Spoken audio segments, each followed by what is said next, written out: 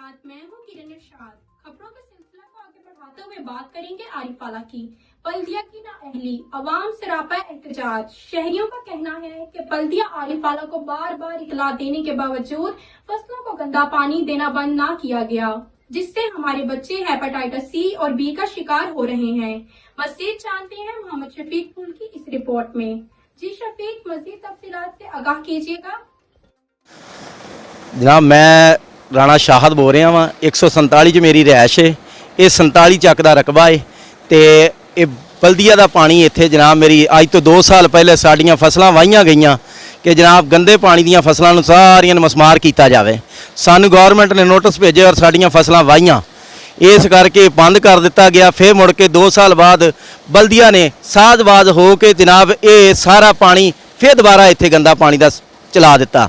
असी इस पानी तो बहुत तंग आ। सब्जियां नूं, आलू, मिर्चां, गंढे, प्याज सब नूं ये पानी लगता है। तो लिहाजा जिहड़ा साडी रिक्वेस्ट आ, ये सारे फुहारा थल्लियों पै पानी आया गया जी। ये गैर कानूनी पानी है जी, ये गैर कानूनी फुहारा वा। इस एक कमेटी वाले नाल साधबाज होकर चलाया गया जी। ये अंडरग्राउंड होना है, अंडरग्राउंड ही है जी सारा पैप थले, मगर एक चोरी किया गया इथों। एक कमेटी ने चोरी करवाया वा, गौरमेंट ने, बल्दिया आरिफाला ने। उन्होंने साधबाज होकर रुपया 50,000 इतों इन्होंने को लिया वा, लैके इन्होंने चलाया जनाब। ये थल्यों पैप नूं जोड़ ला के इन्होंने बाहर कढ़िया गया है।